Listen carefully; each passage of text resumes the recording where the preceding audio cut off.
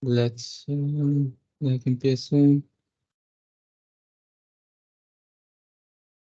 Ya, eso se supone que ya está grabando, ¿no? Ok.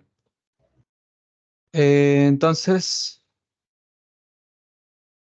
empezamos con la parte de distribución estadística.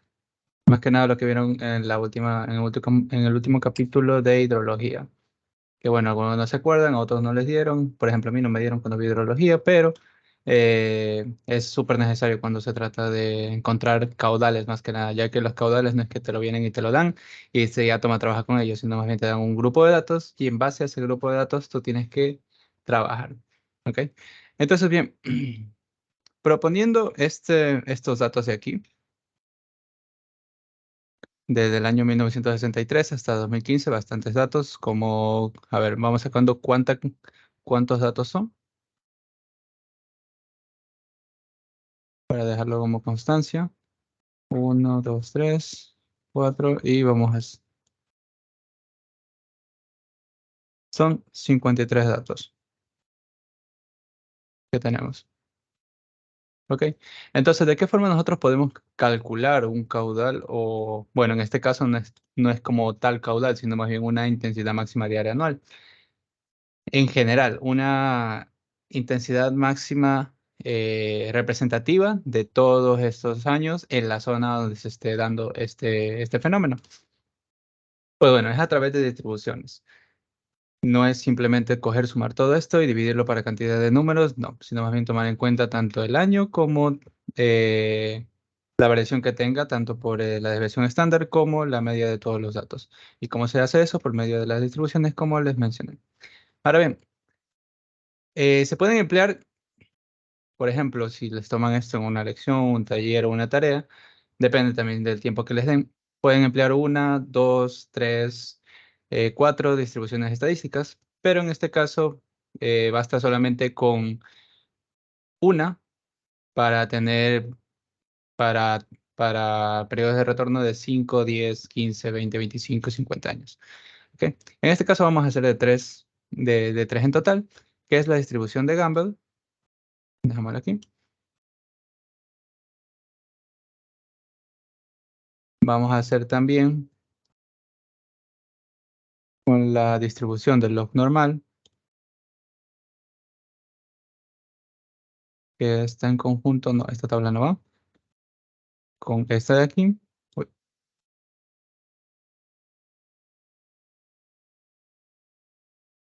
Y por último, vamos viendo allá, la de valor extremo generalizado, que es la de GEP1. Hay algunos otros, obviamente, como pueden ver aquí, ya les voy a mostrar.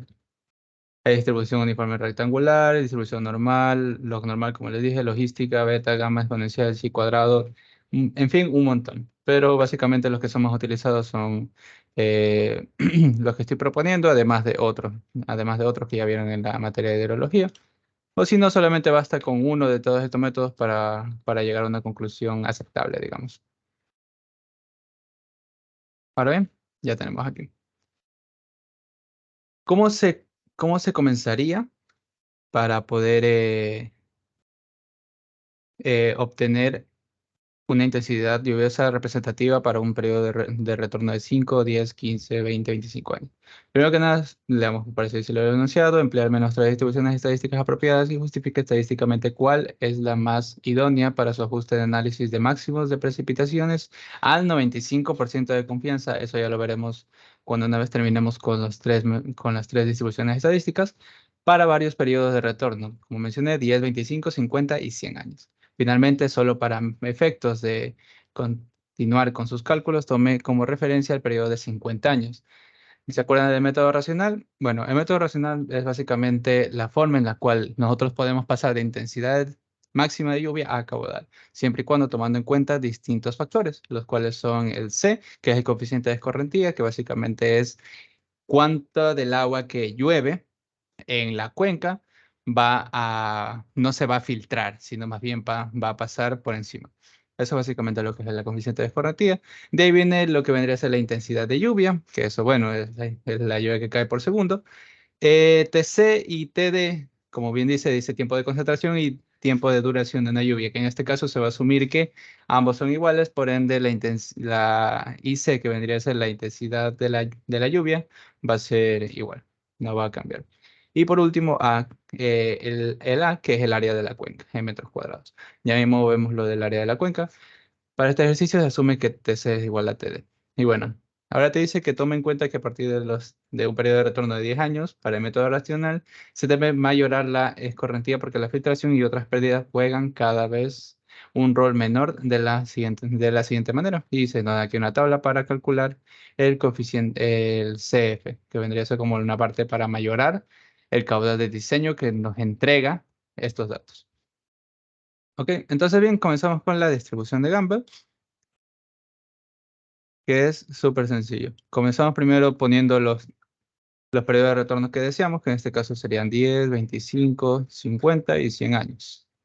Sabemos que a este periodo de retorno le corresponde una probabilidad de que suceda y una probabilidad de que no suceda, que bueno, es 1 menos la probabilidad de que suceda. En este caso, ya se sabe que, perdón, que es 1 sobre esto para tener la probabilidad de que esto suceda. ¿Qué significa? Que para un periodo de 10 años, cada año tiene un 10% de probabilidad de que suceda dicho acontecimiento, en pocas palabras.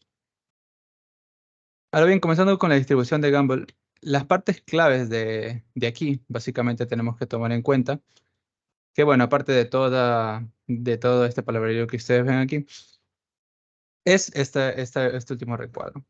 Déjenme hacerlo con algo. Es este último cuadrito que ven aquí.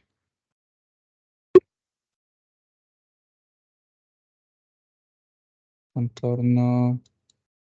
Bueno, es este último recuadro que ven aquí.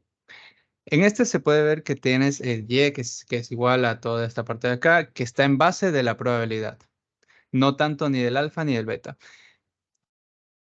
Aquí existe algo curioso. ¿Por qué? Porque en esta primera fórmula o en este conjunto de fórmulas tenemos al alfa y al beta con ya una cantidad dada dividido para la desviación estándar y, bueno, aquí está la media con un factor ya dado por la desviación estándar. ¿Qué sucede con eso de aquí? Esto de aquí ya es un poco más generalizado, es decir, no está orientado para un número específico de datos. Lo que vamos a hacer ahora es, tomando en cuenta parte de esta fórmula, agregar también algo más específico para nuestro número de datos. Por ejemplo, en nuestro caso son 53 datos. Entonces, los factores alfa y beta van a estar a razón del número de datos, no más bien a un factor general, por así decirlo. ¿Se me entendió esa parte de ahí?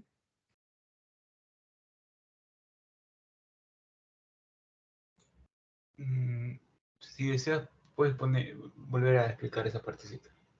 Ya ver. Para la distribución de Gumbel existe tanto la forma general como la forma específica. En la forma general no importa la cantidad de datos que tú tengas, es decir, no importa el número de datos, ya que va a estar el alfa y el beta a razón ya directamente de un factor. Como ven aquí, el alfa está a 1.281 dividido para la desviación estándar. Y el beta está la media menos un factor como tal multiplicado por la desviación estándar. ¿Qué pasa con esto? Que es muy general. Es decir, se podría hacer con este conjunto de ecuaciones todo esto, pero estamos yendo a una parte un poco generalizada, no con factores de acorde al número de datos que tenemos. Entonces, la distribución de Gumbel también tiene la opción de trabajar con alfas y betas que estén de acorde. Si ven aquí que tiene una desviación estándar X y una media X. Ya, estos dos valores de aquí se consiguen en base al número de datos que nosotros tengamos. Entonces, por eso como que es un poco más específico esta segunda parte que la primera. Oh, ya, ya, ya. Sí, sí, sí. Ya, entonces, chévere. Ahora bien, ya tenemos la probabilidad y bueno, podemos de una vez sacar el y que es necesario. Lo único necesario para nuestra segunda tablita es el factor y. ¿Qué ¿Qué representación tiene? Pues creo que es la función de densidad probabilística, que es este factorcito y que les mencioné antes, y con eso ya podemos utilizarlo en nuestro conjunto de fórmulas en la parte de abajo. Pero antes que nada, tendríamos que tener la desviación estándar y la media. Déjenme insertar para abajo. Ahora sí, ahora bien, tenemos que sacar la sumatoria de todo esto.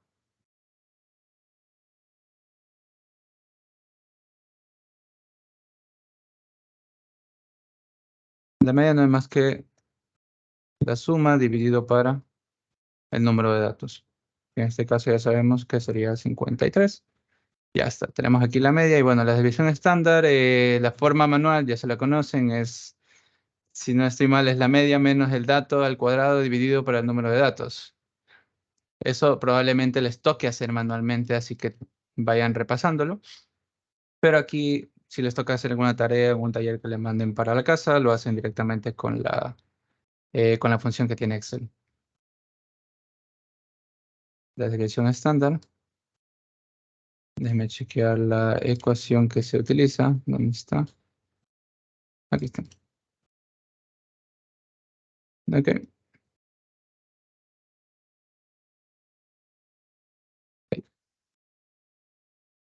Nada más que la desviación. Ya tendríamos aquí la desviación estándar.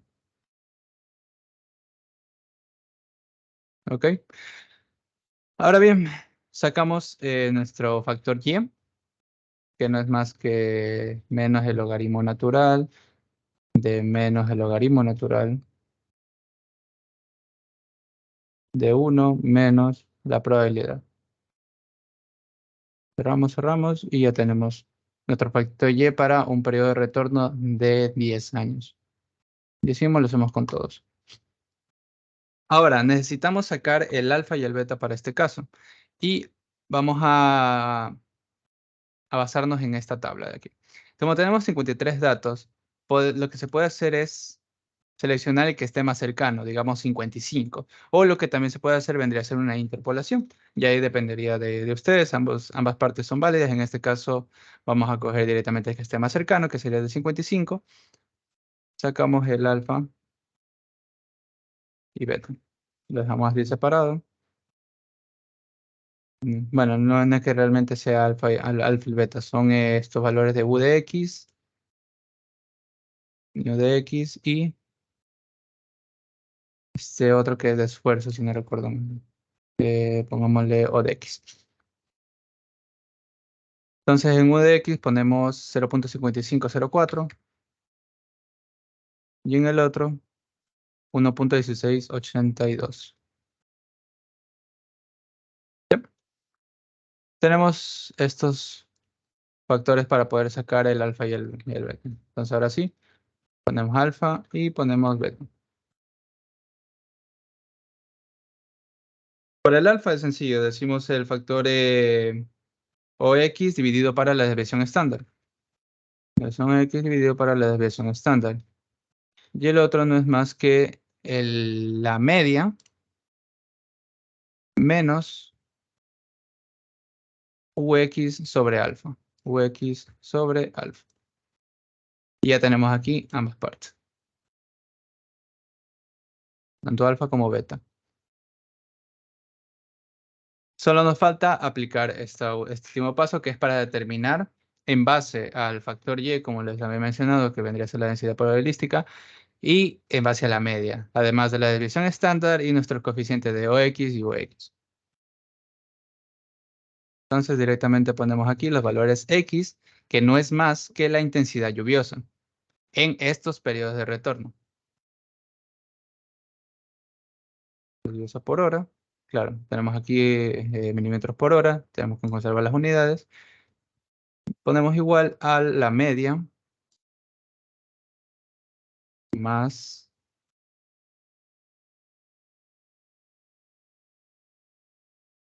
la desviación estándar dividido para lo de X. Y esto lo multiplicamos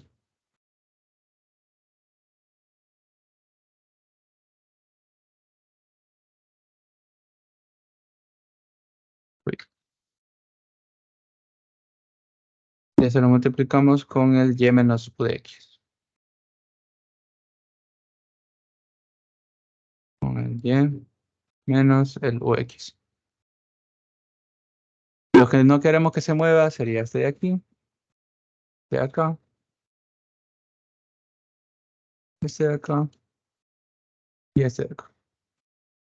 Y listo. Ya tendríamos nuestra intensidad de lluvia para todos estos periodos de retorno. Si en alguna lección le piden que usen una distribución estadística, hasta aquí ya habrían terminado y ya tienen su caudal para cada periodo de retorno. Bueno, no su caudal, sino su intensidad máxima diaria anual de agua. ¿Alguna pregunta hasta aquí?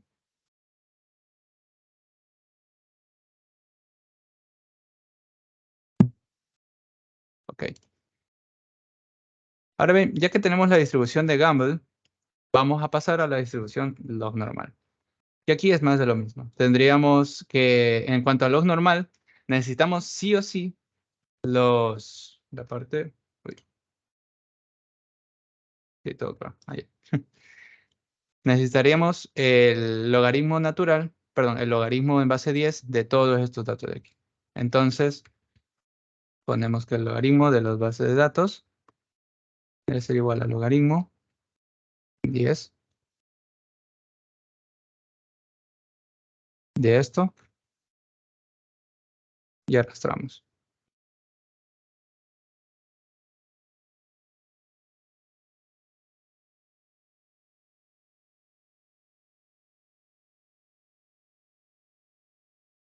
Ok, ¿y qué nos dice que necesitamos? Siempre tienen que tomar en cuenta qué es lo que necesitas para no estar calculando cosas innecesarias. A ver, en este caso necesitamos para alfa y beta, como les había dicho, bueno, sí, se necesita el logaritmo natural. Logaritmo natural de los datos X dividido para el número de datos. En este caso es la sumatoria, al igual que en esta parte de acá. Que bueno, no se ve muy claro, pero es logaritmo natural de X menos alfa al cuadrado dividido para n menos 1 y esto elevado a un medio. Entonces comencemos con esto de aquí. Primero que nada, déjame cambiar. Ya no sería esto, sino sería el logaritmo natural.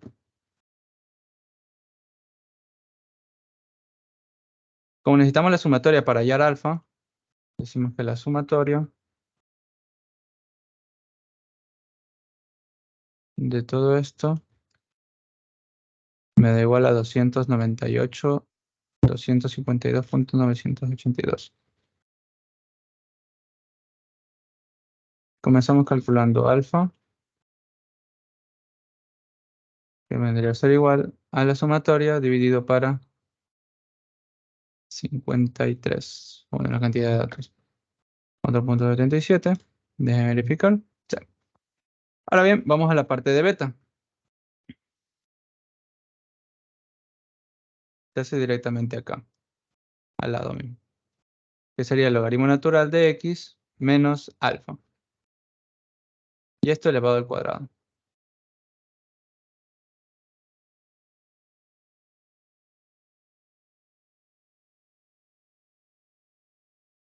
Eso vendría a ser igual, no potencia, de logaritmo natural menos el valor de alfa, que está acá abajo. Como no queremos que se mueva, le ponemos el signo de dólar y 2. Y ya estaría.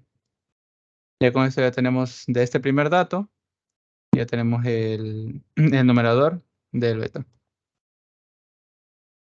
Arrastramos nuevamente hasta el último y sumamos, porque nos pide la suma.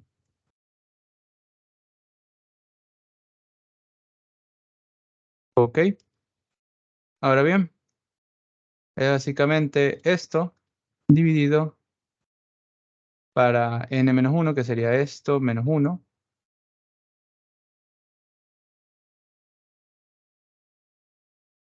Y todo esto a la potencia de un medio, que sale 0.2471, correcto. Bien, no está ahorita nada del otro mundo, solamente se aplicó lo de la formulación. Ahora bien, ¿qué es lo importante del uy, perdón. ¿Qué es lo importante del logaritmo natural? Que podemos seleccionar nuestro valor z, si ven que aquí sí o sí se necesita un valor z para poder hallar nuestra intensidad o bueno, lo que se quiera en base de x, se necesita un z.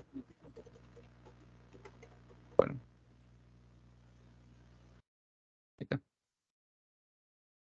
Se necesita un valor de z. Y bueno, como la distribución normal nos proporciona una gráfica que tiene distintos valores en base a z y lo que vendría a ser, ¿cómo se llamaría? La probabilidad, podemos hacerlo en base a esto y decir que aquí tenemos valores muy pequeños. ¿Qué es lo que se tendría que hacer? Es que si ya tenemos la probabilidad de que algo suceda, podemos sacarle el reverso. ¿Qué sería el reverso? De que no suceda. Entonces podríamos llamarlo Q, sería igual a 1 menos esto de aquí.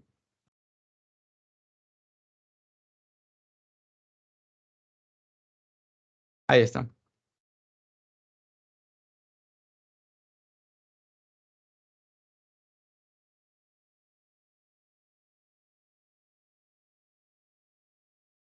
Uy, no sale la desviación esto. Ah, no, es acá. Perdón, perdón. Tendremos que hallar nuestros valores z en base a esto. ¿Y cómo se hallaría esto? Pues bueno, sencillo. Buscamos, por ejemplo, en esta tablita de aquí,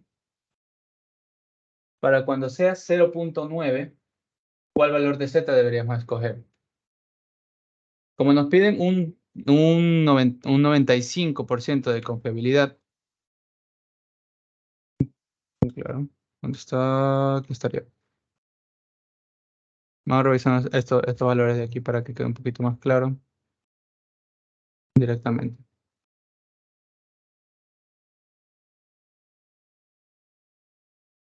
Por ejemplo, si se tiene un 0.9 y con un 95% de confiabilidad, tendríamos que estaría más o menos en este rango. No sé si pueden visualizarlo. Déjenme hacer una raya aquí. Aquí está.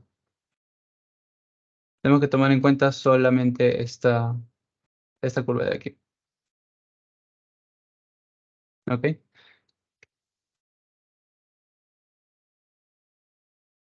Y tenemos que hallar la probabilidad que tengamos acá de que no suceda. 0.9 caería más o menos por aquí, en este rango de aquí. Y pueden aquí sacar raíz por medio de interpolarlo o directamente tirarle un valor. Puede ser 1.28 si concuerdan, o puede ser un poquito menos, un poquito más. No fluctúa mucho el valor si es que no lo razona muy bien, pero tiene que estar cerca de ello. No pueden poner ni 2 ni 1 porque no estaría dentro del rango. Así mismo con 0.96, que sería 1.7, si pueden observar aquí. En este caso 1.771, ya que está bastante cerca de este. Con 0.98 pasa algo similar, que es 2.05 más o menos. No sé si pueden visualizarlo aquí, que está de 0.979 a 0.984. Entonces, digamos que sería un 2.02. Está bien cómo estaba. Y por último, el 0.99, que eso es prácticamente 2.33, 2.3, 2.28 podría ser. Y bueno, esto ya es un poquito más al ojo. Entonces, la parte del logaritmo normal ya saben que es un poco así. Pero para cosas prácticas, pues bueno, y más que nada para lo que vamos a hacer, que vendría a ser bondad de ajuste, para determinar cuál de estos métodos es el más efectivo, por así decirlo en comillas, nos sirve. Ok, entonces ya tenemos todos estos datos de aquí. Uy, ahí. Ya tenemos todos estos datos de aquí. Ahora sí podemos despejar la X y directamente hallar la intensidad lluviosa en nuestro periodo de tiempo que necesitamos. Ahí está. Densidad lluviosa, tendríamos esto es igual. Esto es un despeje fácil, decimos que Z vendría a estar multiplicado por el beta más el alfa, y esto elevado a la E, si no estoy mal, para poder hallar X. Entonces tenemos aquí, esto vendría a ser igual a la exponencial del Z multiplicado por el beta más el alfa, perdón, más el alfa. Y hasta aquí.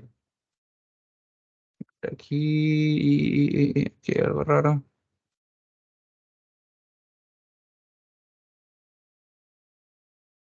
Por el beta menos el alfa. Y creo que esto me da en otras unidades, si no estoy mal. Déjame chequearlo acá.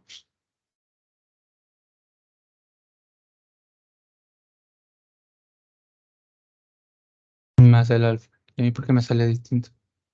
Es Si el es la exponencia. paréntesis. Ah, touché. My bad. Ahí está. Ahora sí. Ahí estaría. Tendremos el beta, que no debe moverse tampoco. Y lo único que movería sería la parte acá. Y listo, ya tenemos aquí la intensidad lluviosa para nuestro periodo de tiempo, para nuestro periodo de retorno, vaya. Y eso quedaría completo la distribución de log normal. ¿Tienen alguna duda respecto a eso? Respecto a esta parte de aquí o la formulación como tal.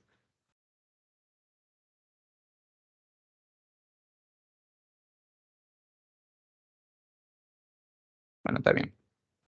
Y por último tenemos la que mencionamos, que sería el valor extremo generalizado, que es una distribución bastante sencilla dentro de lo que cabe, como pueden ver aquí. La vamos a hacer un poquito más pegado.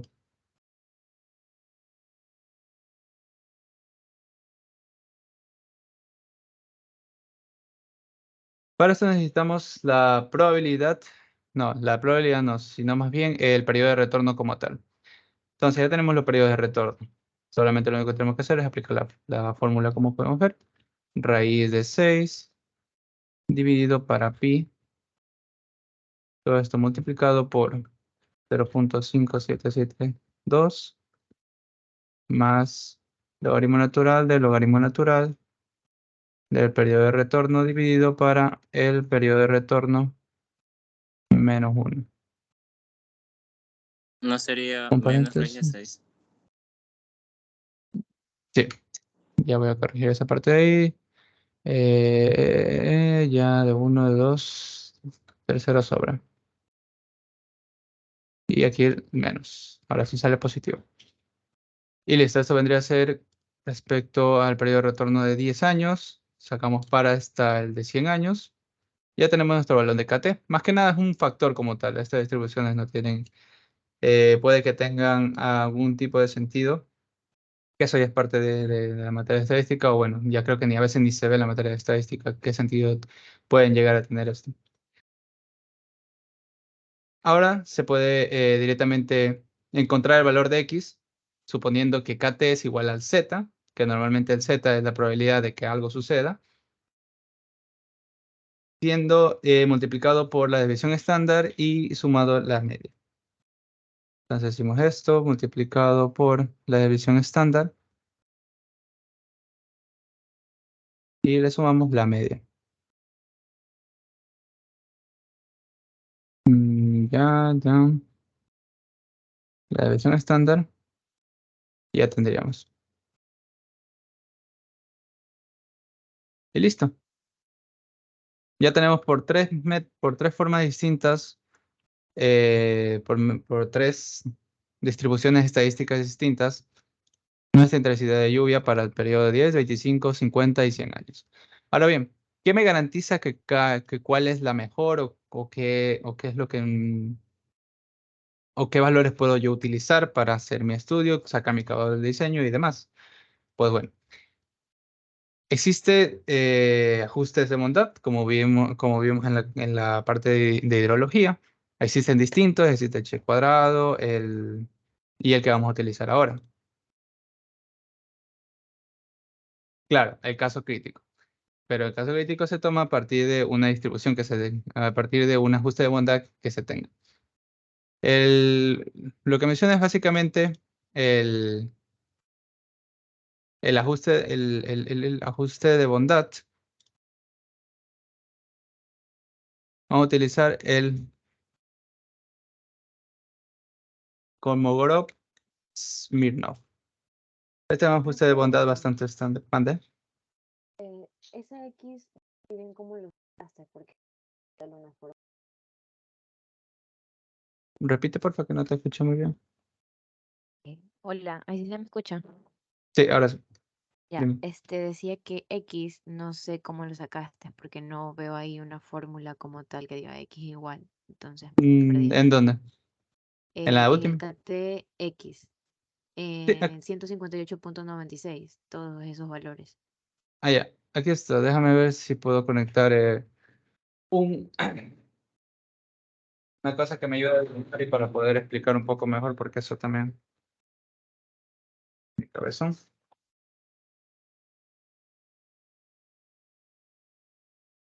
A ver.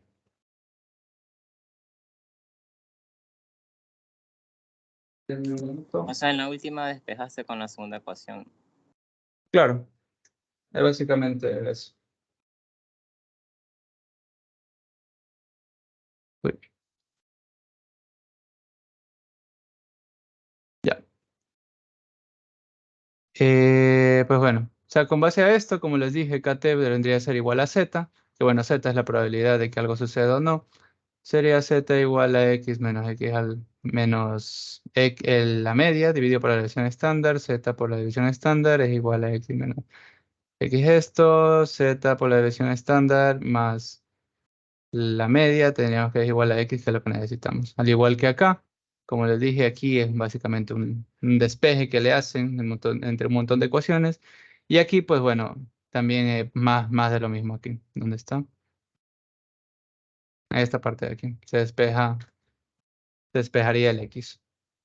Entonces, en conclusión, cualquiera de las dos distribuciones puedo usar para este ejercicio que me piden, ¿no? Cualquiera de las tres distribuciones puedes usarlas. En el caso de que te quedes corto de tiempo, como sería el caso de una lección que te pedirían, mediante una distribución confiable, una distribución estadística confiable, deme l- las intensidades lluviosas o los caudales, por ejemplo. Pero en cambio, cuando tienes tiempo o algo así, normalmente se realiza entre 3 a 5 distribuciones estadísticas para obtener cuál es el más bueno, por así decirlo. Ah, ya. Ok. Bueno, aquí voy a dejar planteado el despeje de esta por si acaso.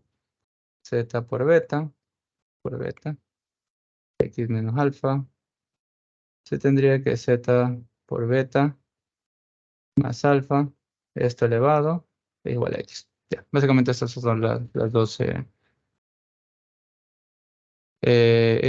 dos despejes para poder determinar el valor de X.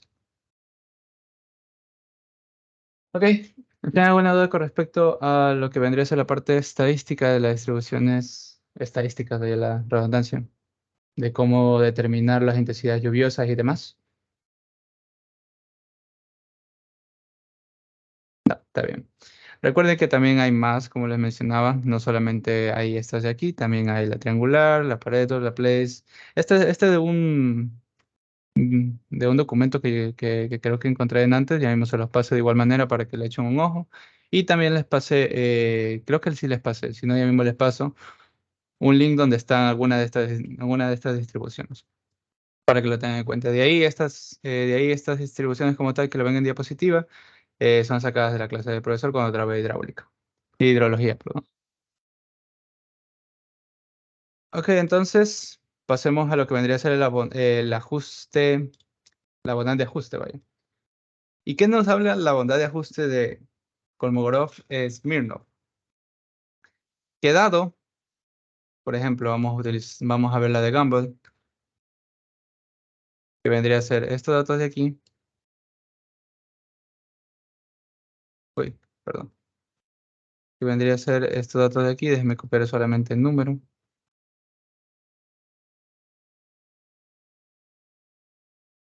¿Ya? Quedado estos datos de aquí y también y también el logaritmo del periodo de retorno.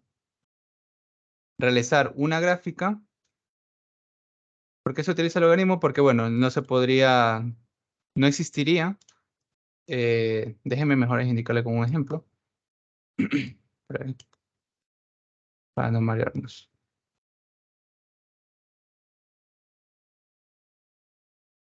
Insertar un gráfico de puntos directamente. ¿Qué nos habla la bondad de ajuste de Smirnov? Nos dice que en base a una distribución estadística como tal, se dibuja, por así decirlo, una función en base a los datos que ya tenemos. Una función obviamente lineal para poder hacer todo este cálculo. Entonces, con el logaritmo de las probabilidades, se puede obtener una recta y también con la intensidad lluviosa. En este caso sería el logaritmo de lo que vendría a ser las probabilidades. Era las probabilidades, ¿verdad? No, era del periodo de retorno. Logaritmo del periodo de retorno.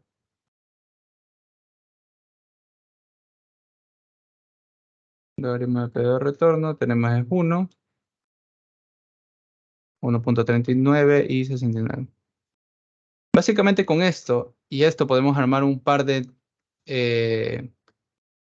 puntos a lo largo de un plano para poder obtener una función, que es una función lineal, y poder obtener el ajuste, por así decirlo, de esa distribución. ¿Ok? Y ahorita lo voy a hacer para que quede mejor ejemplificado. Vendría a ser la de Gamble. Modificamos. Los valores de X vendrían a ser el logaritmo del periodo de retorno y los valores en Y, las intensidades. Como ven, ya tenemos básicamente 4 puntos. Lo único que tendríamos que hacer es venir y agregamos una línea de tendencia. Nos vamos a más ajustes.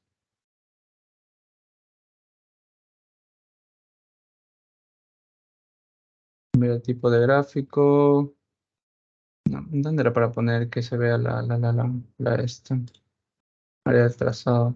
Quiero que se vea la fórmula de esto. Es una lineal, claro. La R. Aquí está. Aquí está. Sí, sí, sí. Entonces, como es lineal, podríamos presentar el valor R. No, no es el valor R, sino más bien presentar la ecuación de este gráfico. ¿Ok? Ya tenemos la ecuación del gráfico. Ahora, con el gráfico y con esta serie de puntos, podremos obtener cuál sería realmente el valor si se utilizase la distribución de Gamble. O sea, cuál sería el ajuste que le hace Smirnov a la distribución de Galvin que previamente calculamos para darnos como que un valor más cercano a la realidad, digamos. Y así. Y vendría a ser directamente 57.385 multiplicado por, si no estoy mal, es este valor de acá, que vendría a ser el periodo de retorno, más 106.02. Creo que no es el periodo de retorno, sino más bien es lo de acá. Déjenme chequearlo aquí. Claro, es directamente esto de acá, perdón. Es directamente el logaritmo del periodo de retorno, no el periodo de retorno como tal. Insertamos para la derecha. Y listo, hacemos con todo lo mismo y ya está. Lo único que se hizo aquí es, en base a esta ecuación, sacar la línea de tendencia que seguiría para estos valores del periodo de retorno hecho logaritmo básicamente para que nos haga una línea recta. Si no, hubiese sido un tipo curvilíneo, si no estoy mal. De igual manera, déjenme ponerlos, todo esto aquí se hace en base a la prueba. Seleccionar datos. Sería con periodo T, sin utilizar la normal. Y sí, sería un tipo curviado. Entonces, por eso se lo hace en forma logarítmica. para que nos dé una línea de tendencia lineal. ¿Me hago una duda con respecto a esto?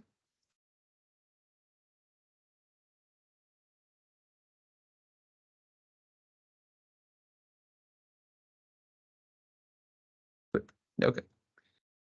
Entonces, bien, así mismo se hace con la distribución del logaritmo normal y con la de...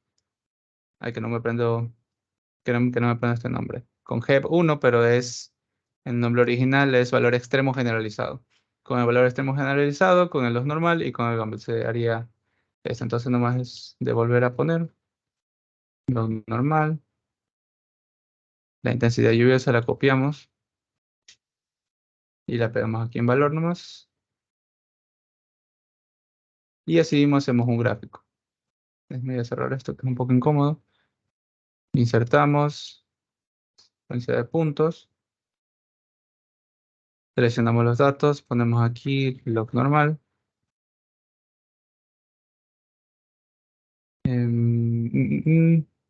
La parte de X sería el logaritmo del periodo de retorno y la parte en Y sería la intensidad lluviosa que obtenimos en la distribución de log normal. Aceptar, sacamos aquí, cambiamos el tipo de gráfico. El tipo de gráfico sería con una... No, el tipo de gráfico no, sino más bien agregar una línea de tendencia.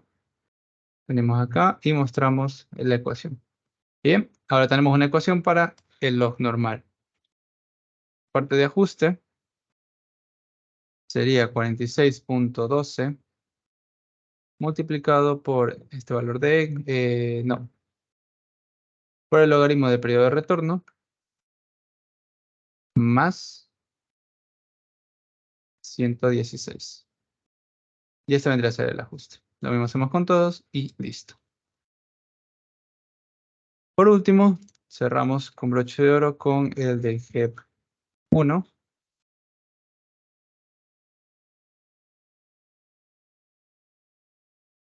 Copiamos todos los valores que tenemos aquí.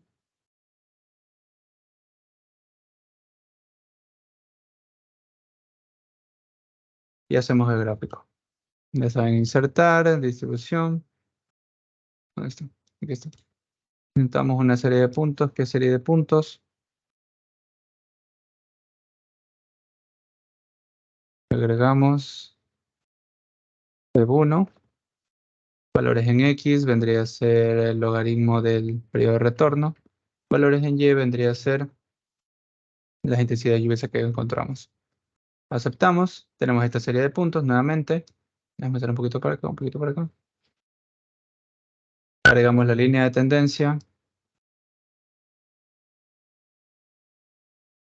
Y presentamos la ecuación. Y nuevamente, 52.269 26.9 multiplicado por logaritmo. No, estoy arriba. Que sería el ajuste. Y aquí se sería 52.269 multiplicado por esto sumado. Este otro. A ver si no me confundí en algo. Ah, no. 106.82. Ahí estaría. Ok. Ahora bien, una vez que tenemos básicamente el ajuste de todos, procedemos a hacer un tipo de... ¿Cómo se llamaría? Calcular el error que tiene cada uno respecto a su ajuste. A ver si me voy a explicar. Calculamos el error, por ejemplo, para el Gumbel. Se tendría el error absoluto, obviamente. El error absoluto sería nuestro ajuste menos el valor que obtenemos por Gumbel. Y esto dividido para el ajuste, ya que estamos asumiendo que el ajuste es el que está bien, es la parte real, por así decirlo, cuando se hace este tipo se me fue la palabra. Este tipo de diferencias, este tipo de errores. Luego vendría el log normal, viene el GEF y así mismo. Por si acaso, Sí, es básicamente este. Ah, no, vale. Aquí es al revés.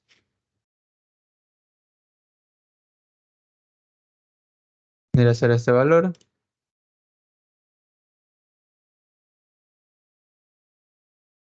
Pero vendría a ser este valor. Y el real es el que supuestamente calculamos. Ahora sí. Bueno, no hay mucha diferencia, pero mejor hacerlo bien. Nuevamente, valor absoluto del valor real que tenemos menos el ajuste dividido por el valor real que tengamos. Nuevamente, el valor absoluto de nuestro valor teórico, perdón, nuestro valor de calculado respecto a nuestro valor teórico. Este menos dividido para... Ya está. Tendríamos el error de cada una de esas distribuciones respecto a su ajuste. Ahora tenemos que discernir por el máximo error que haya en toda la distribución. ¿Ok? El máximo de todos estos números y así mismo. Y de todo esto, lo que nos importa realmente va a ser estos últimos tres números. ¿Ok? Y ahora, ¿cómo sabemos cuál debemos escoger respecto a los demás? Pues bueno, para eso tenemos esta última tablita de acá, que vendría a ser nuestro delta crítico, como lo mencionó Mike Reyer. Tenemos nuestro delta crítico. ¿Y qué básicamente delta crítico? Te dice que en base al número de datos y en base a la confiabilidad que debes tener, el máximo error que puedes permitirte va a ser este de aquí. Por eso se llama delta crítico. ¿Ok? Entonces, procedemos a calcularlo. Se puede calcular directamente con esta fórmula de acá abajo por este porcentaje de confiabilidad, como menciona aquí, un 95% de confianza y sobra un 5%. O se puede discernir entre estos valores interpolando o directamente con esta ecuación de aquí abajo. 0.9 dividido para la raíz de la cantidad de datos que se tiene.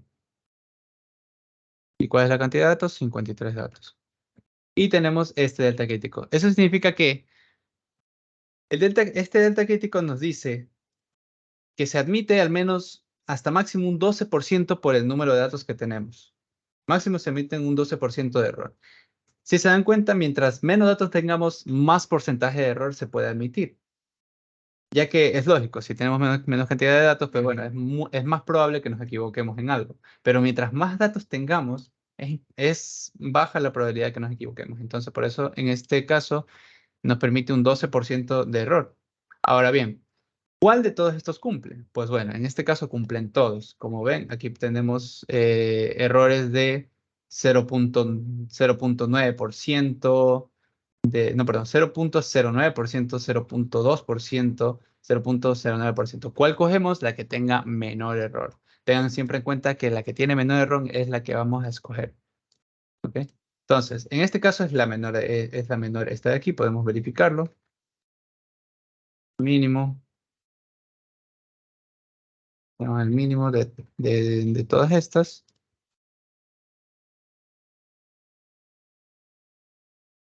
Y nos da que vendría a ser esta de aquí. ¿Esto qué significa? Que debemos trabajar con esta distribución, el HEP1, que era HEP,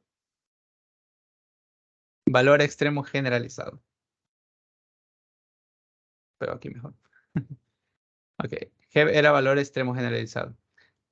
Entonces, se tiene que trabajar cuando haces este tipo de como que bondad de ajuste, debes trabajar con el que menos error tenga. Pero si en cambio solamente lo haces con uno, pues solamente trabajas con ese uno que realizaste y eso vendría a ser todo. ¿Ok? Entonces cogemos nuestros datos del valor extremo generalizado, que serían estos de aquí. Y ya los separamos, porque esto ya vendrían a ser los finales, ya los que ya vamos a utilizar para nuestro diseño, etc. Con nuestro periodo de retorno respectivo, que sería 10, 15, 20, no, que sería 10, 25, 50 y 100 años.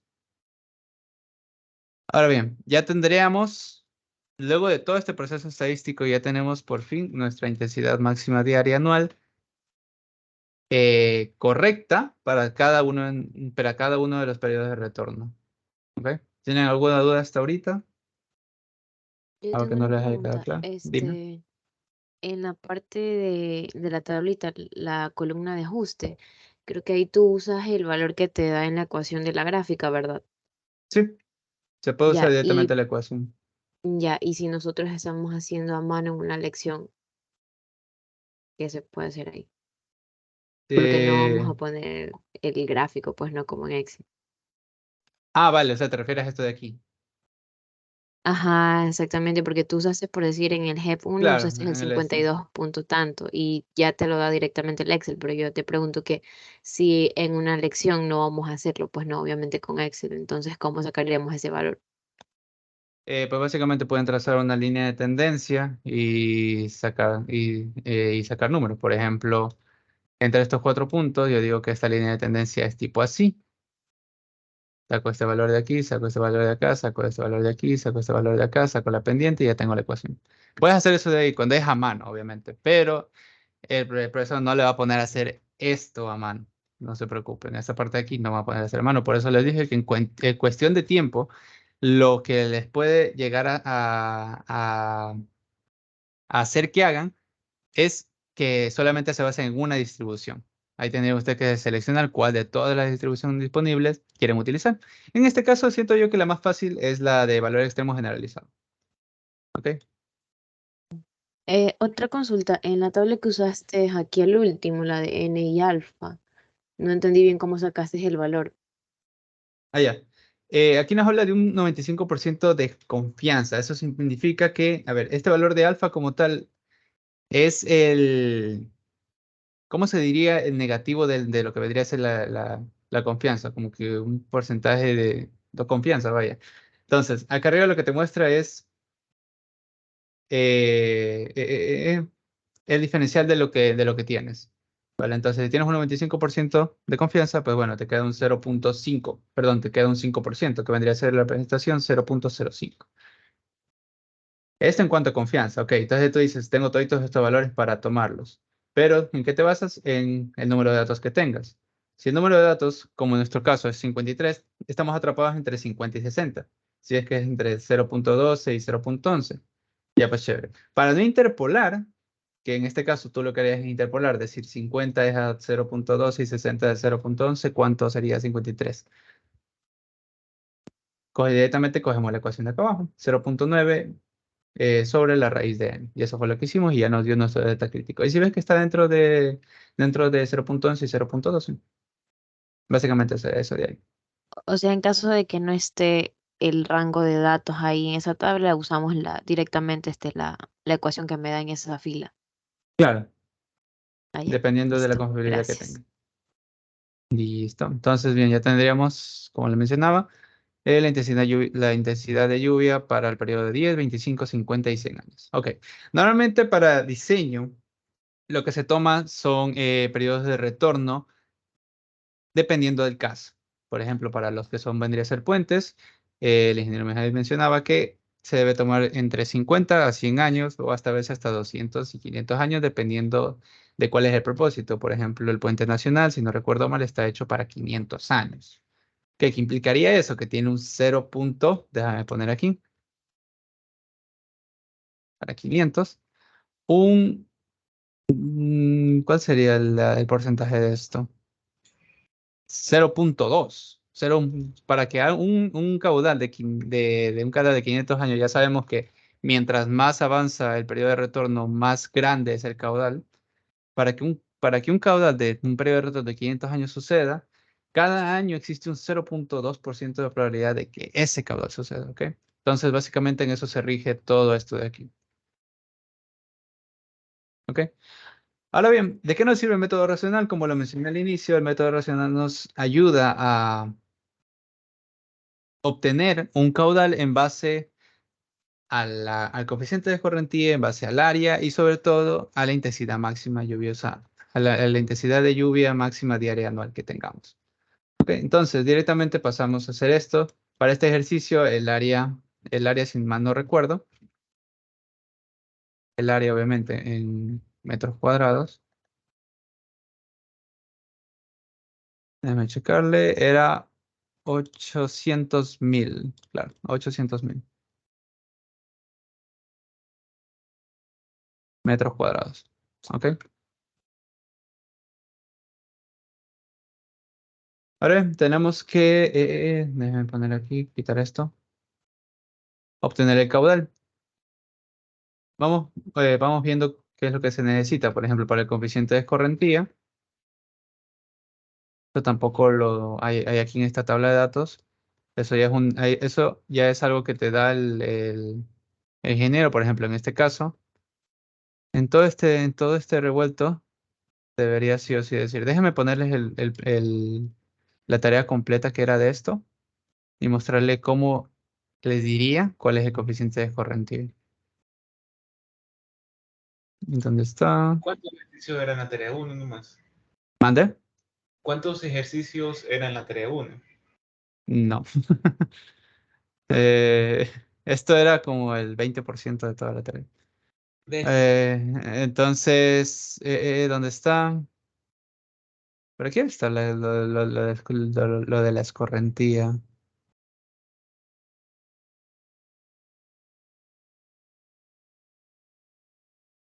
0.6, porque yo tengo 0.6, cuya área es tanto, así 5 metros. Bueno, en fin, el coeficiente de escorrentía le tiene... Ah, no, aquí está, aquí está. Ya. Aquí te dice, el mismo reporte establece que en cuanto al tipo de uso y el suelo de aporte de la cuenca, existen margas arcimosas, que esto es algo que ya lo verán ustedes a futuro, que implica lo que vendría a ser la rugosidad del canal, y habla de una infiltración de 40%. ¿Qué implica una infiltración de 40%? Como les dije antes, la coeficiente de escorrentía es la parte que no se filtra en la cuenca. Entonces, si tenemos una infiltración de 40%, básicamente se dice que la escorrentía es el 60%. ¿Ok? Entonces, el coeficiente de escorrentía decimos que es un 60%. Representativamente, eso es 0.6. ¿Tienen alguna duda con respecto a esto? ¿No? ¿Todo bien? Ok. Entonces, como decía aquí, que a partir del periodo de 10 años, un periodo de retorno de 10 años, se debe mayorar la escorrentía por temas de diseño, más que nada. Entonces, el coeficiente de ajuste, por así decirlo, de nuestro método racional, directamente se sigue en una tabla. Esto, por si acaso, está normado. Las normas, más tarde voy a subirlas, ya sea al aula virtual o si no directamente se las paso para que lo tengan y tomen en cuenta. Esto más que nada lo verán ya cuando estén en sistemas de distribución y recolección de agua potable. En cuanto a normado, diseño y demás cosas. CF, como decía, que necesitamos para un periodo de retorno. En este caso vamos a hacer de 100 años, ¿ya? Aquí dice que para 50, pero vamos haciendo de 100 años. Para el periodo de retorno de 100 años tenemos que es 1.25. O sea, básicamente nos dice que el caudal, ya que teníamos sin este efecto mayorado, necesitamos aumentarlo un 25% más por tema de riesgo. O sea, básicamente, para no correr con el riesgo que de lo que estamos ya tomando, puede ser que sea un poco, puede que sea menos del real del periodo de retorno de 100 años. ¿Ok? Nos dice que también la intensidad de lluvia que tengamos es a los 100 años, básicamente, es este valor de acá arriba. El área, como dijimos, en metros cuadrados. Normalmente no viene en metros cuadrados, sino en hectáreas, como ustedes vieron. Es este valor de acá. Y por último, calcular directamente el caudal. Entonces, el caudal es básicamente la multiplicación de toda esta parte de aquí. Del coeficiente de escorrentía multiplicado por el área. Uy. Coeficiente de escorrentía multiplicado por el área multiplicado por la intensidad de lluvia diaria anual. Y multiplicado por último por esto de acá. No un valor grande, pero ¿qué pasa? ¿Por qué nos da este valor gigantesco?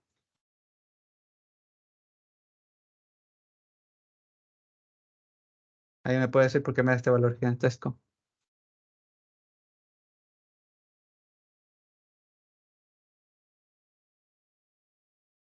Porque la intensidad está en milímetros.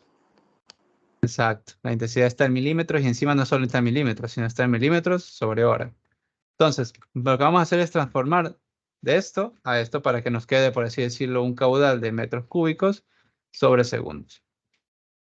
Ok, entonces ya tenemos esto de acá. Decimos que este valor. Ok. De milímetros a metros hay 1000. Para no equivocarme.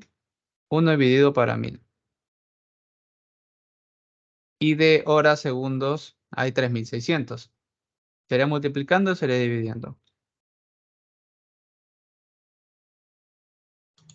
Dividiendo. ¿Seguro? A ver, déjame hacerlo aquí. Partecita por si acaso. Uy, está en forma. Ahora sí. Si tenemos intensidad lluviosa, bueno, la intensidad lluviosa está en milímetros sobre hora. Metro equivale a 1000 milímetros. Y exactamente una hora equivale a 3600 segundos. Se va y se va a hacer la papa. ¿Ok? Nuevamente tenemos que poner esto, no. Esto multiplicado, bueno, dividido para 1000 y dividido para 3600. Y listo. Tenemos nuestra intensidad de lluvia. Voy a borrar toda esta parte de aquí. Y tenemos tenemos nuestro caudal. Este valor es muy pequeño por si acaso. Ahí está. Y listo. Aquí es donde recién comenzaría su trabajo. O sea, a partir de aquí, una vez que tienen caudal, es donde comienzan a calcular el tirante crítico, el tirante normal, las curvas las curvas de tendencia, todo eso. Recién desde este momento van a poder hacer eso. ¿Ok? ¿Tienen alguna pregunta respecto a esta parte de aquí? A todo el ejercicio.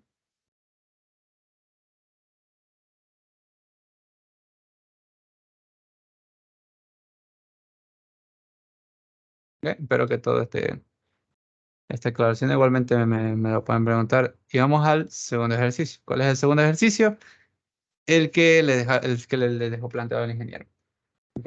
Que esto es probable que les vaya en la lección, no digo que sí o sí. De igual manera sirve que lo repasen, además que no sé si repasaron lo que vendría a ser alfa y lo que vendría a ser beta. Si no, aquí vamos repasándolo super fast. ¿Ok? El mismo link que les mandé, más que nada, el alfa es el coeficiente Coriolis. ¿A qué se refiere el coeficiente Coriolis? El coeficiente Coriolis es en base a la rotación, no, a la forma de la Tierra. ¿Ok?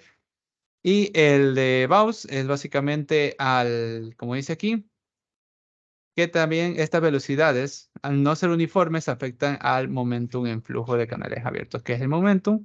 Es esta expresión de aquí. ¿Ok? Entonces, básicamente en eso afecta. Nada más, el alfa y el beta son factores de mayoreo, si quieren verlo así, para dar una velocidad representativa real o para dar un dato real, ya que los tomados en práctica, usualmente eh, los tomados en campo, usualmente no son los correctos, entre comillas, y necesitamos como que mayorarlos, ¿ok? Todo de esto se basa en mayorar los datos para poder tener más margen de no error. ¿Vale? Entonces, podemos comenzar con este directamente.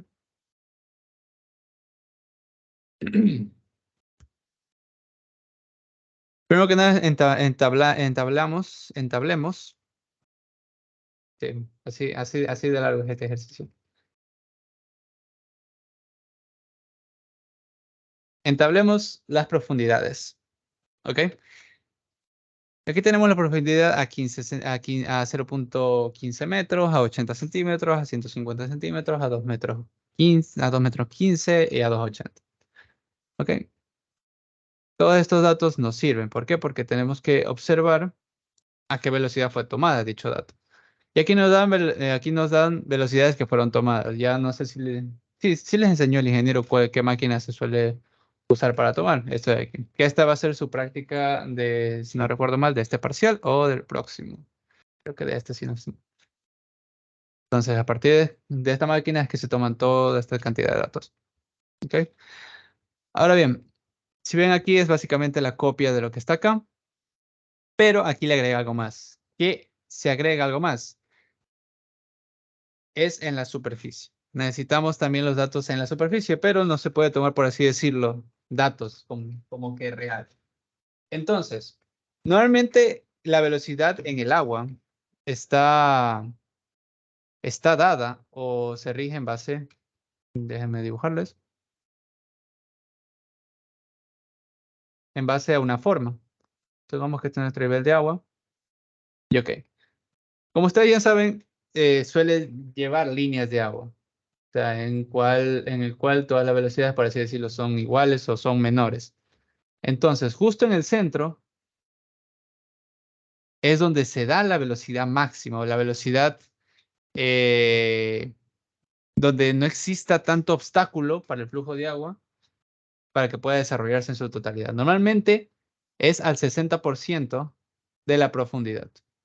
¿Ok? Esto tomando en cuenta. ¿Por qué? Porque si están en campo o si están haciendo cualquier cosa, necesitarán sí o sí saber que al 60% de profundidad siempre va a estar como que la velocidad más representativa. ¿Por qué no tomamos tan arriba ni tan abajo la velocidad? O sea, 60% mirando de respecto acá arriba, por si acaso. Por la fricción en la parte superior del aire y por la fricción de los sedimentos rocosos y arenas en el fondo. Exactamente. Aunque a pesar de que acá arriba la fricción del aire, bueno, depende bastante de donde esté, realmente, no es mucha en comparación a la fricción que generan los sedimentos, a la fricción que genera la vegetación, puede que aquí haya hasta una rocota, etc. ¿Ok? Entonces, por eso es que se toma el 60%. No se toma menos de eso, digamos un 50, un 40% respecto a la superficie. ¿Por qué? Porque esto ya nos estaría dando una velocidad representativa, estaría dando una velocidad máxima, digamos. Normalmente se encuentra la velocidad máxima cerca de la superficie, pero no tan cerca. ¿Ok? Aquí pueden observar entre toda esta cantidad de datos que, por ejemplo, en la línea 5, que sería esta parte de aquí, se encuentra cerca de la superficie la velocidad máxima, ¿sí ven? 0.99, 0.99, 0.98, cerca de la superficie.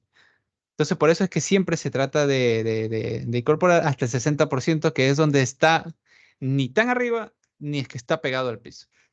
¿Ok? Eso quiero que lo tengan en claro. Y siempre, recuerden, siempre leer bien qué datos te dan y de qué forma te dicen tal cosa, ¿ok? Para poder razonarlo de una mejor manera y que no se confundan. Vale. Con esto, sabríamos. Ah, bueno, a la final no hice lo que quería hacer. Que era como tipo líneas de tendencia. Normalmente en esta parte de aquí, como le dije, la velocidad máxima, la velocidad representativa está al 70%. ¿Por qué? Porque las líneas de agua usualmente saben estar así. Esta velocidad suele estar aquí. Uy, paso a paso.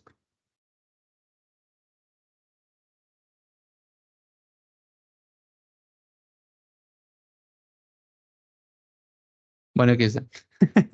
Se cerró esa parte de aquí. Bueno, lo que quería explicarles es que las líneas de agua normalmente nos muestran que en la parte más superficial, es decir, esta parte de aquí, suelen estar las velocidades máximas. Entonces, por ende, cerca de aquí van a estar las velocidades máximas y en la superficie, como bien mencionaron, existe la fricción de aire. Por ende, no se puede poner que en la superficie está el 100% de la velocidad del que está más acá abajito. Entonces, lo que normalmente se hace, bueno, lo que hice en este caso de aquí, es tomar un porcentaje de esa velocidad que está casi a la ras, que vendría a ser un 95% del mismo.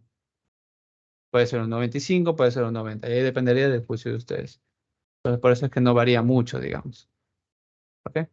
Copiamos nuevamente. ¿Dónde estás?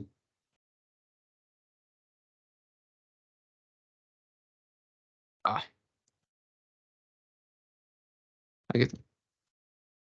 Ok, copiamos nuevamente esta tablita. Y listo.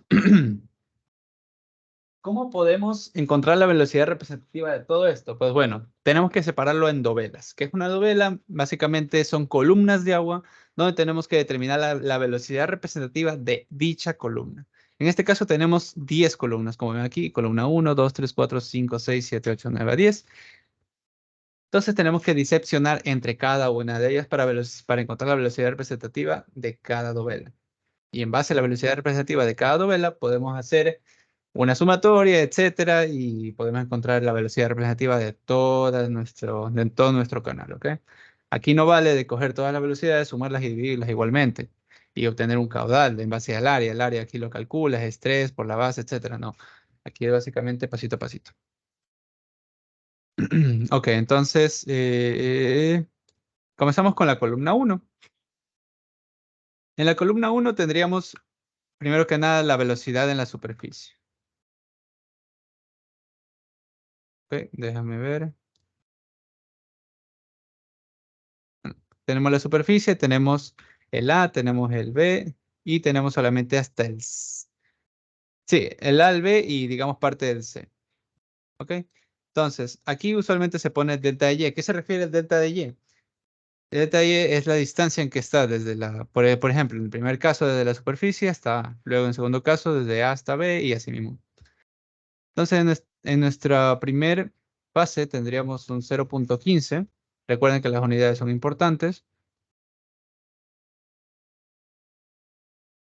En la segunda parte vendría a ser, ¿cuánto es aquí? 0.15 menos 0.80, 0.55. No, no, estoy mal, 0.65. Y hasta el punto C, pues bueno, esto ya vendría a ser un poco más normal. Déjeme copiarlo.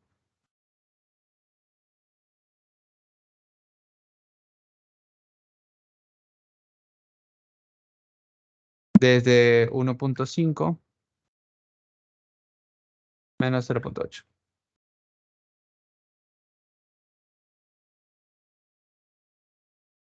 0.7. ¿Ok? Y los demás pongo nada más que nada para copiarlos y seguir pegándolo en los demás y va a ser más necesario cuando ya estemos en la 4, la 5, la 6, la 7 y la 8. ¿Vale? Entonces, bien, luego de determinar el delta de Y, vamos a ver las velocidades que tiene cada uno. Por ejemplo, en la superficie, ¿cuál es la velocidad de la superficie? Como dijimos, tomamos el 95% de la velocidad en A, ya que está muy cerca. Digamos que la velocidad en A es la máxima que puede llegar a alcanzar en dicha columna de agua, el agua. Vaya. Entonces tendríamos la velocidad vendría a ser igual a... En este caso vendría a ser igual a la superficie, en este otro caso vendría a ser igual a A. Y por último tendríamos que vendría a ser igual a B. ¿Ok?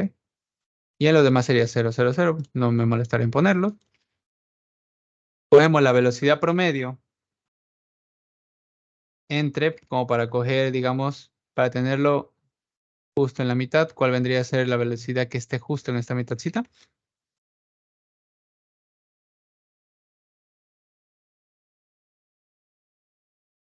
Esta más esta.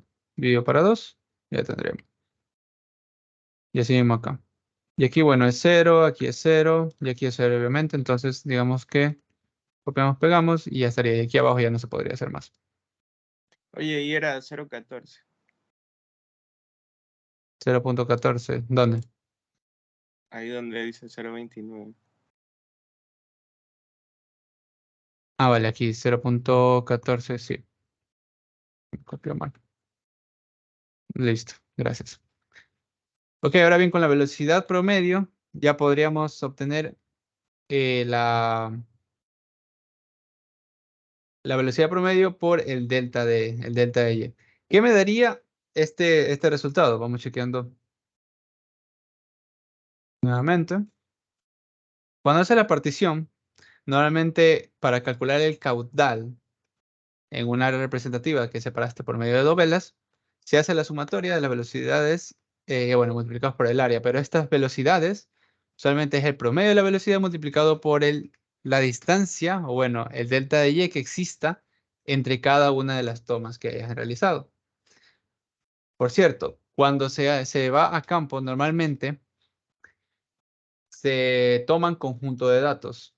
El conjunto de datos suele estar orientado a cuántos datos tú quisieses o cuántos datos que te permite la máquina en base a los que tú quieras. Pero no es un número que tú plazcas, sino más bien un número que ya está establecido. Por ejemplo, si tú solamente puedes obtener un dato, normalmente la máquina te pide que esté al 60%, como les había mencionado, respecto a lo alto. Pero cuando necesitas 3 datos, usualmente es de 20, si no estoy mal, 40 y 60%. De ahí pasa a ser 5 datos, que sería 20, 40, 60, 80%, y así sucesivamente.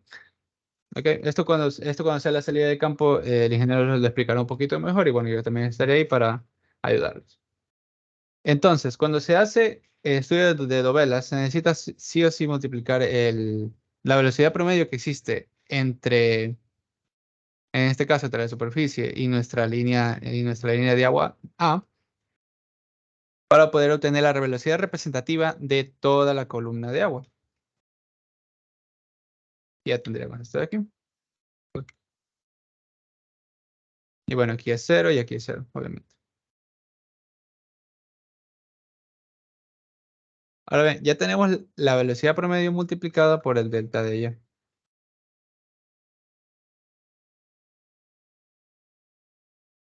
Y como dice aquí tenemos que dividirlo por el tirante máximo. Déjenme copiar esta fórmula de aquí. Por el tirante, perdón, no tirante máximo, sino más bien por el tirante de agua respecto a la columna. O sea, el tirante de la altura de toda la columna de agua. ¿Cuál es este tirante? Pues bueno, en este caso es 1. ¿Por qué es 1? Porque aquí tenemos un triángulo. Si pueden observar, aquí tenemos un triángulo, dice que esta base tiene 70. Por ende, esta altura, ¿cuánto tendría? En base a esto de acá. Si la base es 0.7, la altura es 1. Entonces, por eso tenemos un tirante de 1. Hacemos la sumatoria de todos estos valores de aquí, dividido para nuestro tirante, que no es más que esto de acá. Entonces, ahora bien, ya tendríamos nuestra primer velocidad representativa de la primera columna de agua. Y eso tendríamos que hacer con cada una de las columnas. Vamos con la columna número 2.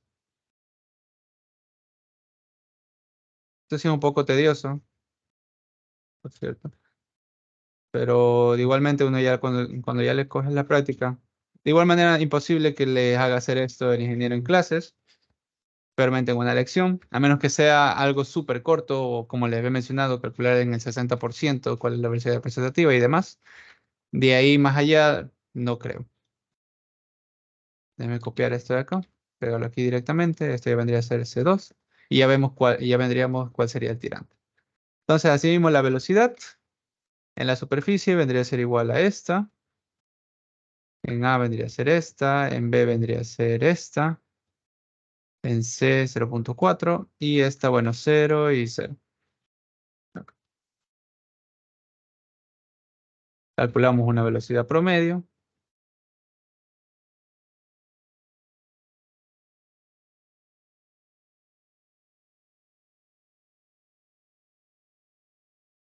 Y demás. Y cogemos esta columnita de agua. Perdón, esta columnita. Y ya tendríamos la velocidad promedio multiplicado por el tirante.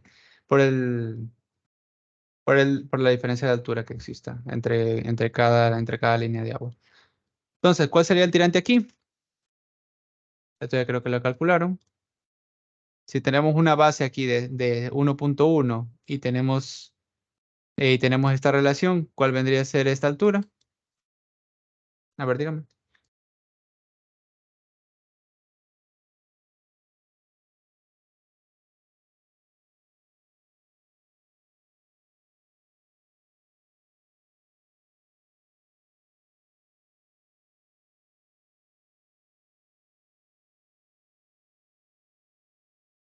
Normalmente lo que se hace aquí... Era 1.57, creo.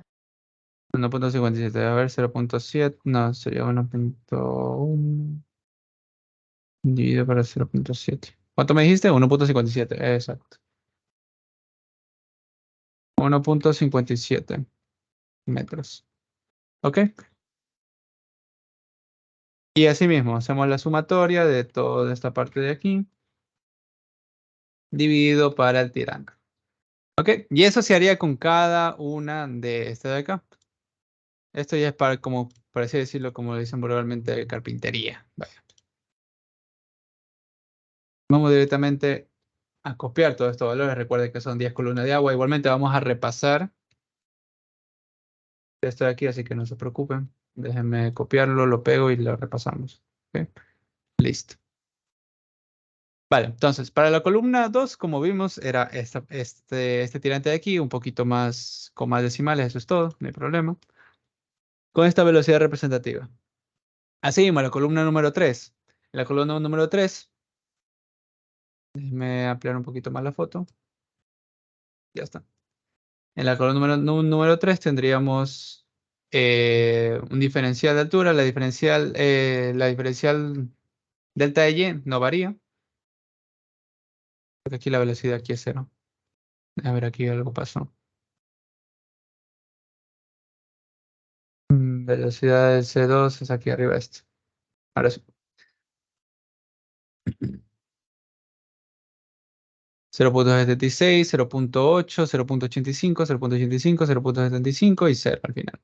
Así mismo se obtiene la velocidad promedio, se lo multiplica por el diferencial, por el detalle y se obtiene la velocidad representativa de esa columna. Y así con cada una de estas. Así mismo el tirante aquí es relación de triángulos. Acá es directamente 3, aquí es directamente 3, aquí es directamente 3. Por acá, si no saben dónde estoy señalando, es aquí.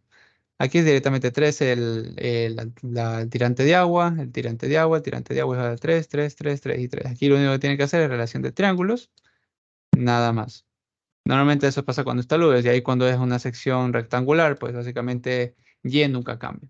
Los tirantes nunca cambian en una sección rectangular. Asimismo, tenemos en C4, en la columna 4, en la columna 5, 6, 7, 8, 9, 10 y terminamos con todas las velocidades representativas de cada una de las columnas de agua, ¿ok? Una vez tenemos la velocidad representativa de cada una de las columnas de agua, procedemos a hacer lo siguiente, a sacar a sacar el caudal total, ¿ok? Procedemos a calcular el caudal total. Que nuevamente vamos poniendo esta parte de aquí para evitar confusiones. Tenemos que tener la velocidad en la parte en la superficie, perdón, en C1, la columna 1. A ver si aquí es 0. A ver, déjame revisar esta parte de aquí. Ah, no, habla acerca de columna 0. Eso es básicamente la superficie. Normalmente la parte de la superficie habla ya de arriba de la superficie, que es prácticamente 0. O bueno, lo toma como 0. En C1 tomamos lo que sacamos en C1. En C2, más de lo mismo.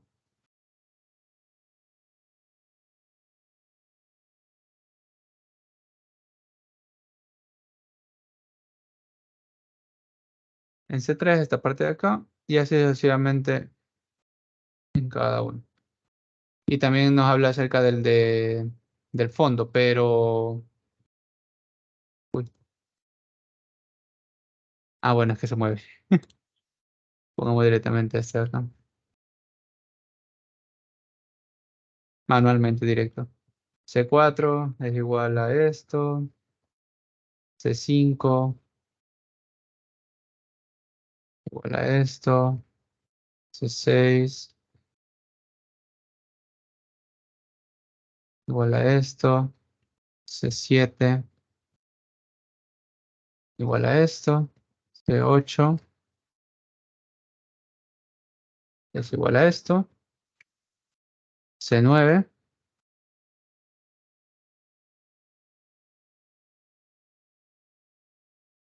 esta es la velocidad representativa de C9 de la columna 10. De la velocidad representativa de la columna 10 y la columna, por así decirlo, final, digamos. Columna N, le llamé yo, que es, ya vendría a ser ya el filo. Sería 6. Entonces, para la columna 0, que no vendría a ser la superficie, sino más bien este puntito de aquí, principio y el final, 0, sacamos el promedio. Y en este caso ya es correcto sacar el promedio entre estas columnas. Sería básicamente que sacamos. Tenemos la velocidad representativa de este, tenemos la velocidad representativa de este, de este, de este, de este y demás.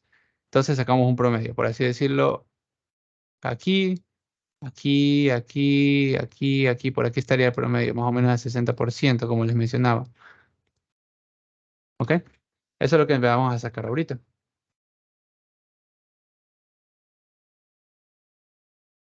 Más dividido para 2. Y así sucesivamente en cada uno de estos. En cada uno de los desplazamientos de la columna.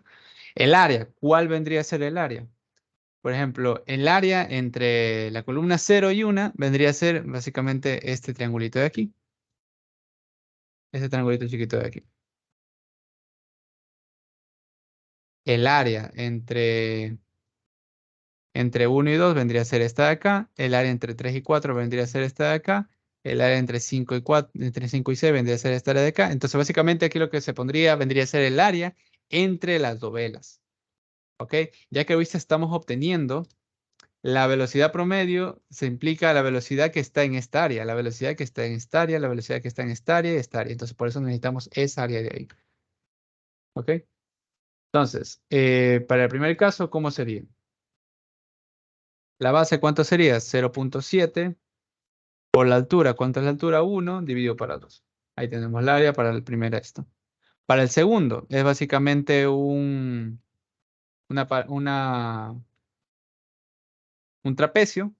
Entonces, decimos base mayor más base menor dividido para 2 multiplicado por la altura. Si no estoy mal. Base mayor o base menor, da lo mismo porque se suman. Multiplicado por la diferencia de altura. ¿Cuál es la diferencia de altura? Es 1.1 menos 0.7 es 0.4. Dividido para 2. Y tenemos la altura respectiva. ¿Ok? Así mismo vamos sacando. Déjame ver si está correcto. 0.51. No, no es. Perdón. Pues aquí me sale 0.51. Es.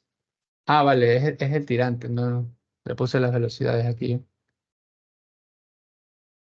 Es tirante, estamos hablando de tirantes. ¿Ok? Ahora sacamos el área de la dovela 2, entre la dovela 2 y la dovela 3, que sería el tirante, la suma. El tirante en la columna 2 más el tirante en la columna 3, multiplicado por la diferencia de altura, que sería 0.6, dividido para E2.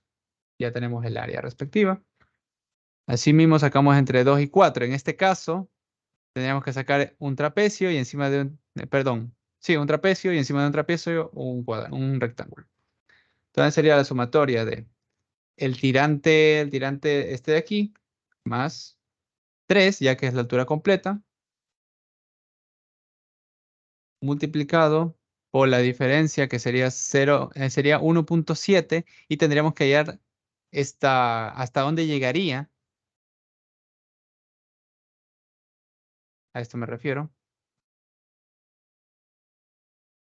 ¿Hasta qué punto de aquí llegaría para poder calcular esta diferencia de altura? Para obtener esta área y también en sumado esta área. ¿Okay? Básicamente se halla con respecto a esto. De igual manera aquí ya lo tengo ya hecho.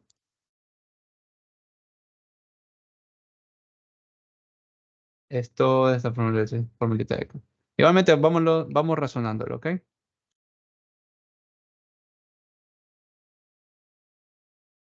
Parece.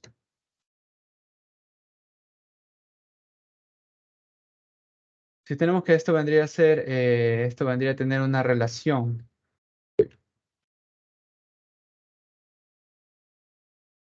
A esto vendría a ser 3. Háganle cuenta que esto es un triángulo rectángulo. Y la relación de triángulo es 0.7 a 1. ¿Cuál vendría a ser esta distancia de acá?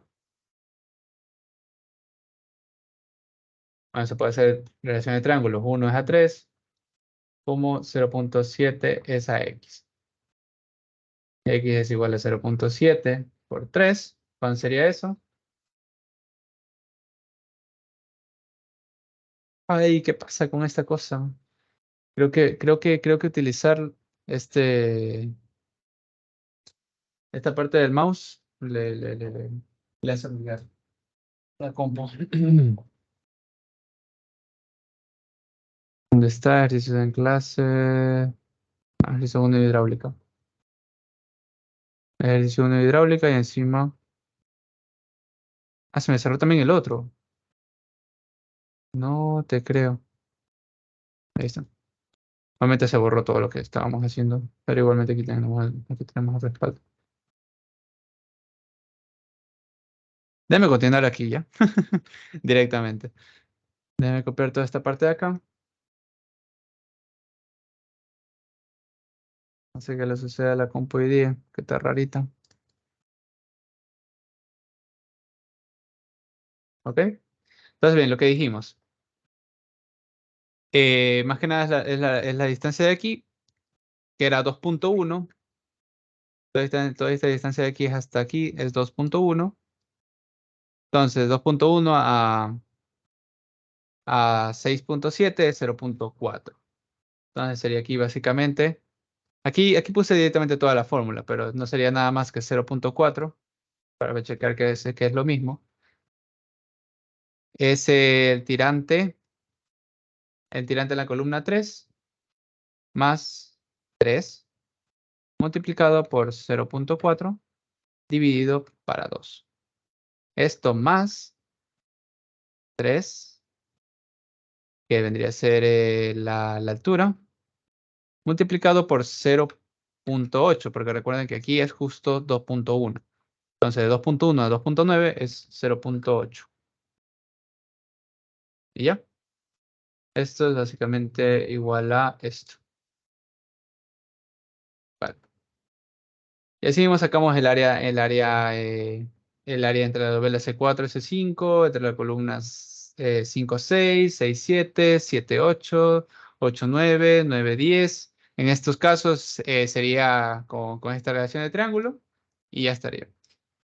Ahora bien, ¿cuál vendría a ser el caudal de cada una de estas de cada una de de estos espaciamientos? Porque recuerde que aquí, al pasar una velocidad de tener un área, pues bueno, va a pasar un caudal en cada una de estas, ¿ok? En cada una de estas vamos a tener un caudal y un caudal. Ojo, no es el caudal completo, es el caudal solamente de estas áreas. ¿Cómo se obtendría? Directamente multiplicando la velocidad representativa de la dovela multiplicado, perdón, la velocidad representativa del espaciamiento entre las columnas multiplicado por el área entre las columnas de agua, perdón, entre las columnas de agua, y ya tendríamos el caudal que cruza por ese espaciamiento, tanto para entre 0 y 1, 1, 2, etc. Ahora bien, esto de acá es básicamente para obtener directamente alfa y beta, pero hasta aquí nuestro deber ya ha terminado de calcular el caudal. O sea, básicamente los datos que tomamos en campo, que son todos estos datos de aquí, que realmente es cuando si el fondo es 2.80, creo que lo tomaron a 20, 40, 60, 80 y al último el 100%, digamos. No, no tanto el 100%, porque creo que es 95, 90%, etc. ¿Ok? Luego de hacer todo este proceso, recién podemos obtener nuestro caudal, es decir, el caudal que fluye a través de toda esta parte de aquí, que es básicamente la suma de todos los caudales, ya que aquí, por aquí pasa un caudal, por aquí pasa un caudal, por aquí pasa un caudal, etcétera, etcétera, etcétera, y ya sabemos que el caudal total es básicamente la suma de los caudales. No, más bien, la velocidad total no es igual a la suma de las velocidades, eso ténganlo en cuenta. Que si por aquí pasa una velocidad, por aquí otra, por aquí otra, por aquí otra, no significa que sumo todas y ya tengo la velocidad completa, no. En cambio, en caudales sí se puede hacer eso. Tiene más sentido ahí. ¿Entendieron esa parte de ahí?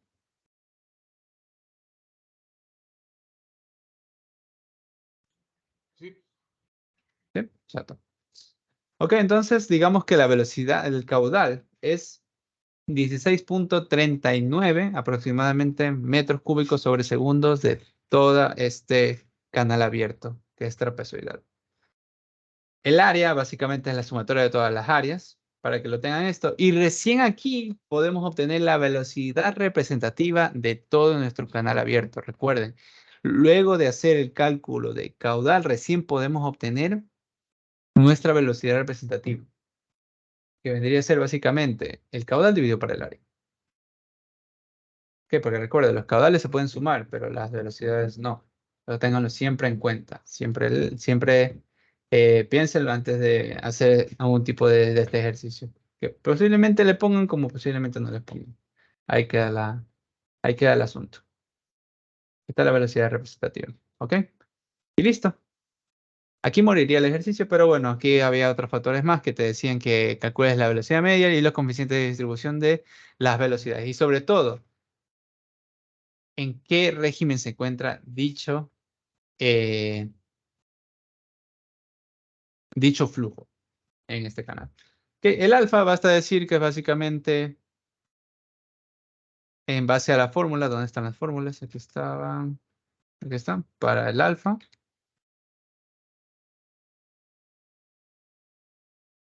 Y así mismo para el beta. Ahí está.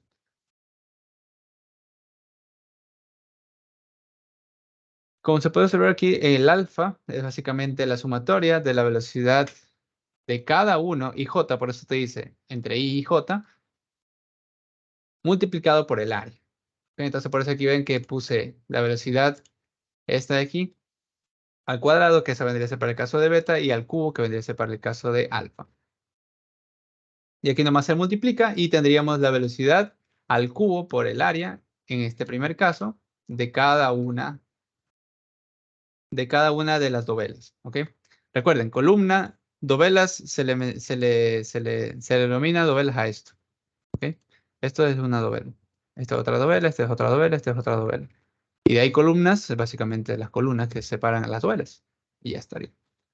Entonces, esta vendría a ser la velocidad de cada dovela al cubo multiplicada por el área, la velocidad de cada dovela al cuadrado multiplicada por el área. Y para calcular el alfa es básicamente al cubo, este de aquí, la sumatoria de todas las velocidades de las dovelas multiplicadas al cubo multiplicadas por el área, dividido para la velocidad promedio, es decir, ¿cuál velocidad promedio? Esta velocidad, o sea, la velocidad representativa ya completa de todo nuestro canal abierto, al cubo multiplicado por el área. ¿Qué área? El área total, ya no el área de cada una de las dovelas. ¿Ok? ¿Sí entienden lo del factor beta? Perdón, lo del factor alfa.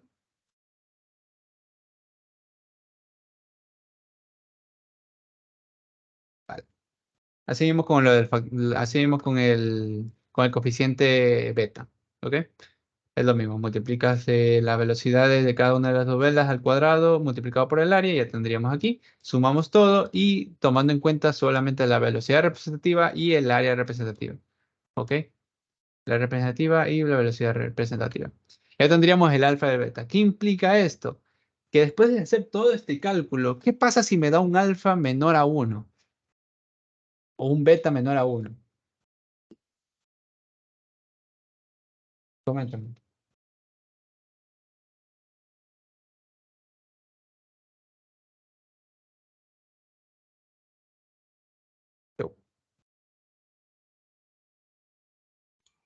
¿Es posible eso? No, No están Muy bueno. encuadrados. Posible que te den menor a 1. Perdón. Ok. Mm. Eh, Creo que no es posible. ¿Sabes por qué? Porque el alfa y el beta lo que hacen es básicamente te dicen, ok, en base a todos estos datos que me diste, lo que voy a hacer es tirarte un factor o un coeficiente, en este caso coeficiente de Coriolis o el coeficiente para el beta, ¿cómo se llama el coeficiente de beta? Coeficiente de Bousiness. Bousiness. Businesses, no sé. Bousiness, ¿ok? Dice que este vendría a ser tu coeficiente para este conjunto de datos. De esa forma lo entiendo yo. Por eso no te puede dar menor a 1. O sea, creo que esta fórmula de aquí está hecha para que no te dé menor a 1.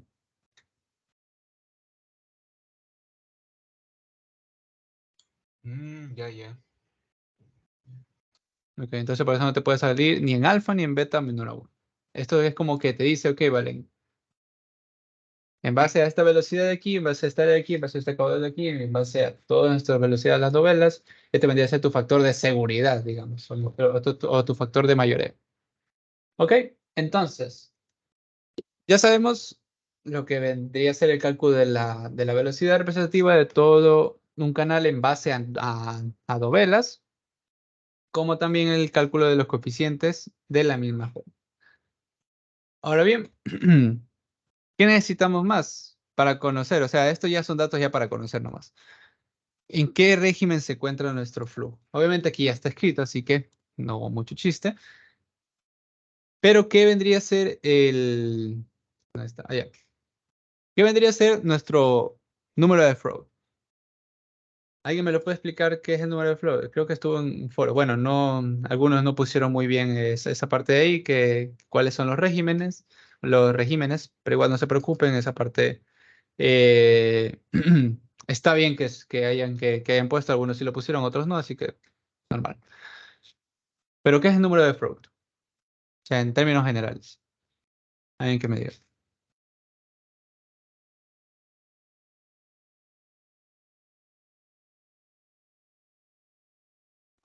Una relación de las velocidades.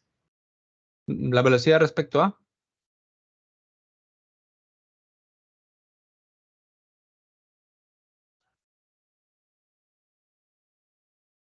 Aquí tenemos. ¿Qué representa la C? La celeridad. La celeridad. ¿Y qué es la celeridad? Las ondas expansivas. La expansión.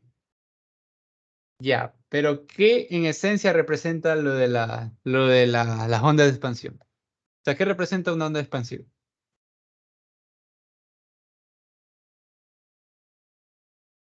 La celeridad. Ah, ya, ok. En términos generales, la celeridad se trata de la propagación de dicha onda expansiva. ¿Ok? Entonces, aquí hablamos de la velocidad respecto a la propagación que tiene ella. Entonces, ¿qué pasa si la velocidad es mayor a dicha propagación? Implicaría que estamos, bueno, en este caso estamos superior a 1, que ustedes ya saben que superior a 1 es el régimen supercrítico ¿qué implica un régimen supercrítico? La celeridad sea menor. O Ya. sea, Ah, vale. Eso todavía ustedes no ven, pero bueno. En términos de esto, cuando estás en un régimen supercrítico, es bueno, cuando el número de float es mayor a 1, que eso tiene bastante sentido si se dan cuenta. Si la velocidad de propagación es menor a la velocidad real que está teniendo nuestro flujo, entonces es cuando va a ir bastante rápido. Ya cuando vean los tirantes críticos, los tirantes normales y qué representa cada uno de ellos, van a entender lo que vendría a ser la celeridad respecto a la velocidad. Pero en contraste, cuando la velocidad es más grande que la celeridad, que dicha propagación, tendríamos que es supercrítico. ¿Ok? Eso tenganlo en cuenta. Pero cuando la velocidad no es suficiente a la velocidad de propagación de la misma, tiende a ir más lento. Por ende, va a ser subcrítico. Esto en términos de términos de Freud, pero ya luego verán que hay otras formas de saber en qué régimen estamos trabajando, en subcrítico o en supercrítico.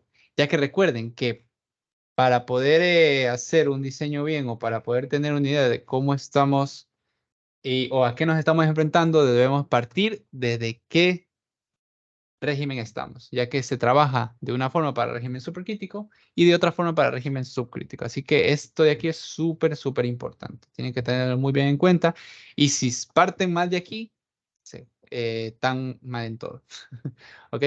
Pero no, realmente es fácil entender esto de aquí y mucho más cuando ya tienes más opciones, que eso es lo que verán después. En cuanto a la pendiente normal que tiene, hay una pendiente crítica, hay una pendiente final de fondo, etcétera. ¿Ok? Esto ya lo verán un poquito más adelante, pero les voy adelantando para que tengan un poco de background. ¿Vale? Y entonces eso sería lo que vendría a ser la velocidad perdón, el número de Freud que tengamos que en este problema de aquí, el número de Freud es 0.15, lo que nos presenta un régimen subcrítico. ¿Qué implicaba el régimen subcrítico? Que la velocidad de flujo va lento. ¿Ok? Que estamos encima del tirante crítico, que eso ya lo verán. ¿Vale? El PR, no me acuerdo qué era el PR. Pero bueno, no sé por qué es aquí. En fin, no importa. Ok, entonces aquí terminaría el ejercicio. ¿Lo entendieron? ¿Tienen alguna pregunta respecto a ello?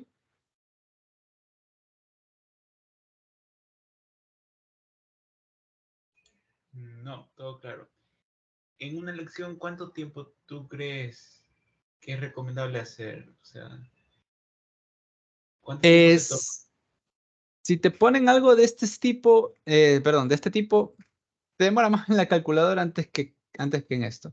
Pero, a ver, deja ver. Depende. Si es que su calculadora es gráfica y puede poner una hoja de Excel, una hoja de cálculo, etcétera, es mucho más fácil, obviamente. Pero normalmente el ingeniero da tiempo, hasta creo yo que el doble de tiempo necesario para hacer una lección. Si tú sabes algo, realmente llegas, lo haces y terminas en la mitad del tiempo que te tienes disponible.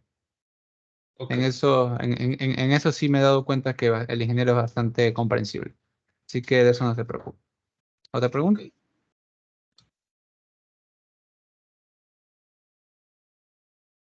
Vale. Para la próxima ayudantía, tengo pensado resolver este último ejercicio. Que bueno, es más que nada para que ya vayan listos para la lección. La próxima ayudantía será el día miércoles en la noche. Ya voy a tener listo unos 2, 3 ejercicios.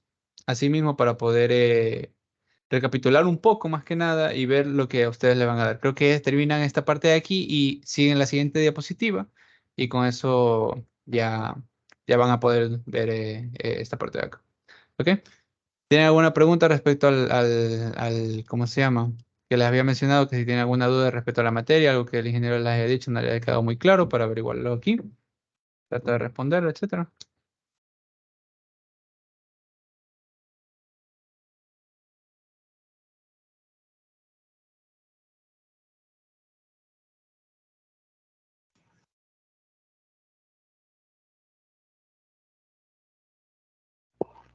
Por el momento todo claro. Bueno, espero que así sea y más que nada, si tienen alguna duda, pues la escriben por medio de chat y entre todos podemos responderla o yo les ayudo respondiendo. Está bien. Recuerden que es el día martes, hasta el día martes, si no estoy mal, no, hasta el día 17, ¿qué día cae 17? 17, claro, martes. Hasta el martes en la mañana antes de su clase, pero mejor es que hagan el día lunes en la noche el foro. Tienen el foro disponible, háganlo. Créanme que es algo importante para que vayan calentitos el día martes a su clase y para que tengan más conocimiento para la lección, que a veces puede que les tome una parte teórica. Recuerden, lean bien el enunciado, insisto, lean bien el enunciado. Personas que se han quedado solo por leer mal alguna cosa, por no entender bien un concepto, desde ahí ya se comienza mal. Por ejemplo, en este caso, si no tienes claro que el concepto si el número de Freud mayor a 1 es subcrítico, comienzas mal haciendo todo, ¿ok? Entonces, ténganlo en cuenta eso y nada, eso sería la cantidad de día a día. Espero que hayan entendido algo, espero que hayan aprendido algo. Si no, igualmente, aquí tienen El video va a quedar aquí grabado en este canal. Voy a ver si es que lo descargo y lo subo en sus teams respectivos donde está el ingeniero para que quede constancia. ¿Ok? Y eso vendría a ser todo por ahora. Déjame stop recording.